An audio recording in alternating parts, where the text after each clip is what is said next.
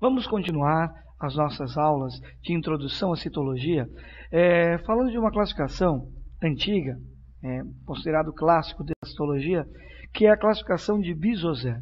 Bisozero, cientista italiano, classificou as células em 3 grandes grupos: células lábeis, células estáveis e células permanentes. O que nós consideramos aí como células lábeis, segundo a classificação de Bisozero, são aquelas células que têm ciclo de vida curto, ou seja, vivem pouco, as suas funções são substituídas ao longo do tempo, né?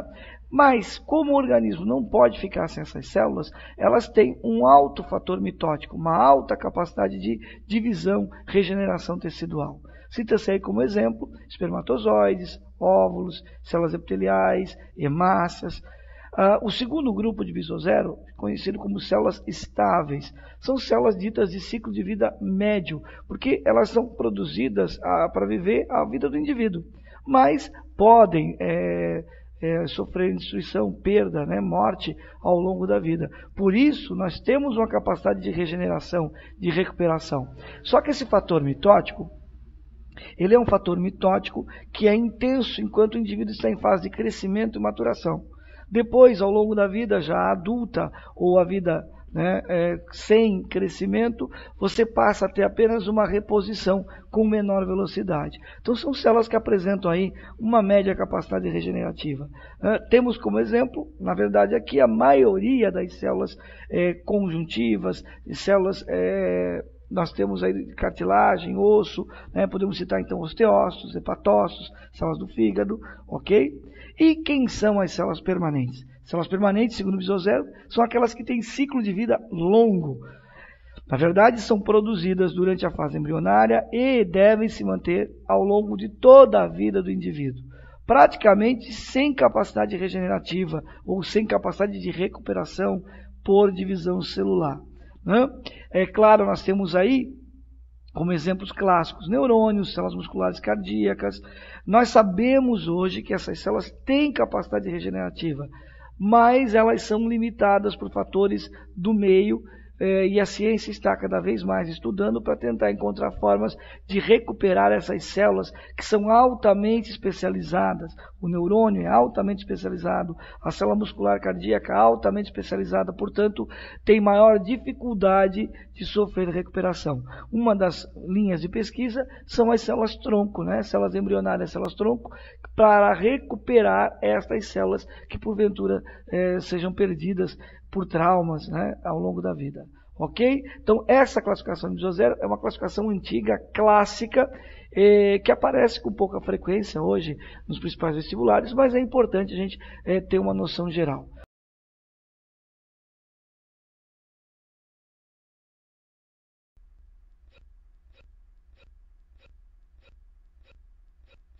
Um outro assunto dentro da citologia, você está vendo aí agora a representação de uma célula animal. Você está vendo ali que nós temos organelas internas, temos estruturas como núcleo, organelas como complexo de Golgi, ou sistema de Golgi, ou aparelho golgiense, ou golgiosomo, são vários os nomes que podem ser usados, mitocôndrias, cromatina. Nós vamos começar o nosso estudo, então, da célula em si, pelos envoltórios, por aquilo que envolve essa célula. Então vamos começar falando do famoso modelo do mosaico fluido de Singer e Nicholson. Que modelo é esse? Galera, esse foi o modelo criado, proposto em 1972 por Singer e Nicholson para explicar a estrutura da membrana plasmática, ou plasmalema. Qual a composição desse plasmalema, dessa membrana plasmática? Basicamente, nós vamos ter lipídios e proteínas. Então a gente diz que é uma estrutura lipoproteica. Mas você está percebendo ali pelo desenho e que você tem proteínas que atravessam esta membrana, chamadas proteínas transportadoras ou intrínsecas. Você tem proteínas que não chegam a atravessar totalmente essa dupla camada fosfolipídica. Você vai dizer, professor, mas eu não consegui identificar. Galerinha, as esferinhas mais claras na tela, que fazem toda uma espécie de tapete, são moléculas de fosfato, ligadas àqueles filamentos que representam cadeias lipídicas. Isso é um fosfolipídio, portanto, isso é um lipídio composto. Nós temos aí uma dupla camada de fosfolipídios, formando a membrana plasmática, com proteínas receptoras de canal, transportadoras intrínsecas, atravessando essa dupla camada. E temos aquelas que não atravessam totalmente, podem ser chamadas de proteínas extracelulares ou extrínsecas. O que você tem que lembrar aí? Que a parte do canal proteico nessas proteínas micelares, essas que atravessam a membrana, estas proteínas, elas possuem canais para o transporte de substâncias que tenham o quê? Que tenham característica hidrofílica, ou seja, polar. Já aquelas substâncias que têm caráter apolar, hidrofóbicas, se forem de pequeno porte, podem passar pela bicamada fosfolipídica, que tem um caráter mais hidrofóbico na parte dos lipídios do interior e mais hidrofílico na parte referente aos fosfatos. Tanto é que a gente fala de cabeça hidrofílica e cauda hidrofóbica, né? A cabeça hidrofílica é a molécula de fosfato, a esferinha mais clara da tela. E a cauda hidrofóbica representa a cadeia lipídica. Você percebe também que nessa membrana, que é exemplo de uma membrana de célula animal, você tem molécula de colesterol aí integrada à bicamada fosfolipídica para aumentar o poder, a capacidade de elasticidade que essa membrana apresenta. Temos também carboidratos presos a proteínas e a fosfatos, que vão dar origem a uma sobrecamada muito fina, muito tênue, encontrada apenas em células animais. É o que nós chamamos de glicocálix. Esse glicocálix é importante porque ele serve como estrutura de reconhecimento básico de uma célula no sistema imunológico, também auxilia na passagem, na ordenação de substâncias que vão passar pela bicamada fosfolipídica. Lembrem que esse glicocálix aí, ele, lá nas células do sangue, nas hemácias, a estrutura do glicocálix é que acaba determinando o tipo de hemácia que você tem. O antígeno, como nós costumamos falar, que são as hemácias do tipo A, tipo B ou AB, aquelas que possuem os dois tipos de identificadores no seu glicocálix. Ok? Tranquilo? Galerinha, você não pode esquecer que essa membrana, ela vai então controlar tudo que entra e sai, o que nós chamamos de permeabilidade seletiva. Ela vai ter a capacidade de controle do que penetra, do que entra e do que sai da célula.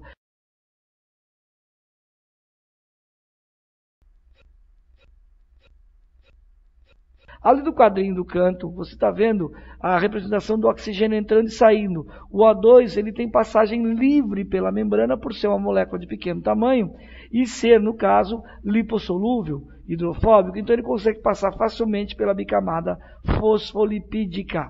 Ok? A próxima imagem, então, detalha bem o que é essa bicamada fosfolipídica, né? As esferas vermelhas, a parte polar, a cabeça polar. E a parte amarelinha, laranja, a cauda, que é não polar. Portanto, hidrofílica polar, hidrofóbica não polar. Tranquilo? Então, inserido, transpassando essa bicamada fosfolipídica, aparecem proteínas. E isso dá origem ao chamado modelo do mosaico fluido de Singer e Nicholson. Importante você lembrar o seguinte: por que mosaico fluido? Porque essas moléculas proteicas inseridas nessa bicamada não são fixas. Elas podem sofrer deslocamento ao longo dessa bicamada fosfolipídica, ok? Por isso o modelo do mosaico fluido de Singer e Nicholson. Em relação ao glicocálix, não esqueçam, só presentes em células animais, formado por carboidratos presos à proteína ou fosfato na parte externa dessa bicamada fosfolipídica. Vão auxiliar no controle das substâncias que entram na célula e, importante, reconhecimento, identidade celular na parte referente ao sistema imunológico. Vamos dar mais uma olhadinha, temos mais um envoltório, a parede celular. Parede celular ou membrana celulósica é característica, sim, claro, estruturada basicamente por celulose, exclusiva de vegetais. Nós temos parede celular em bactérias, mas lá nas bactérias você tem uma associação de proteínas e carboidratos formando essa parede. Nós temos também nos fungos, mas aonde há predomínio de quitina, um polissacarídeo. Portanto, aqui, na parte referente à parede celular, membrana celulósica em vegetais, o predomínio de celulose. Você está vendo aí na tela, nós temos a parede celular formada por 3 camadas. Uma linha média mais escura, que é a chamada lamela média. Essa lamela média é a linha de separação de duas células vegetais, inicialmente na formação da parede celular. Ela é composta por pectina, que é uma espécie de cola biológica, o que vai manter aderido as duas outras camadas que constituem a parede celular ou membrana celulósica. A segunda camada a se estruturar é a parede primária. Você pode perceber na figurinha, principalmente na foto de microscopia, onde você tem ali em cima da faixa escura, uma faixinha clara. Aquela é a parede primária, composta basicamente por hemicelulose. E nós temos a terceira e última camada, que na verdade é formada por 3 camadas ou lâminas de celulose, constituindo a tal da parede secundária, que é a mais espessa das 3 camadas. A parede secundária é composta por celulose.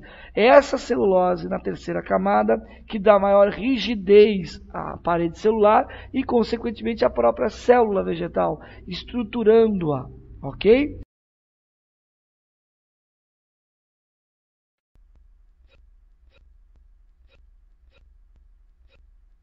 Ali no quadrinho, em destaque na parte inferior, o plasmodesmo. O que é esse plasmodesmo? Na verdade, o plasmodesmo, ele é uma falha. Quando a parede celular ela é formada pelo vegetal, ela não é depositada de forma contínua. Ela apresenta falhas, pontuações que permitem o contato direto entre duas células vegetais vizinhas. Portanto, você passa a ter aí uma ponte de comunicação. Isso é considerado uma modificação de membrana, o chamado plasmodesmo. Ok? Esse plasmodesmo, portanto, serve como uma solução de continuidade, intercâmbio entre duas células vegetais. Tome cuidado, a parede celular ela não é impermeável, ela permite a passagem de substâncias, inclusive água. Só que devido à espessura maior da terceira camada, que é formada por celulose, você tem uma maior dificuldade de trocas via essa parede celular. Quanto mais velho o vegetal, mais espessa vai ficando a parede secundária em celulose e mais rígido fica o vegetal.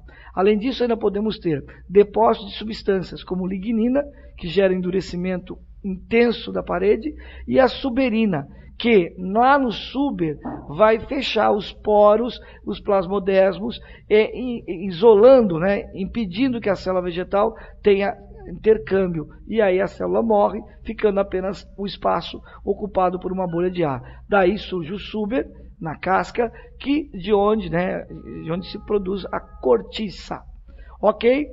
Galerinha, um outro assunto importante é o que nós chamamos modificações, são aquelas modificações que a membrana plasmática pode apresentar. Então, as principais modificações funcionais que a membrana plasmática pode apresentar são os desmossomos. Você está vendo aí uma imagem de microscopia eletrônica na tua esquerda, na tela, e uma imagem no alto desenho representativo desse desmossomo. Esse desmossomo é um botão de adesão.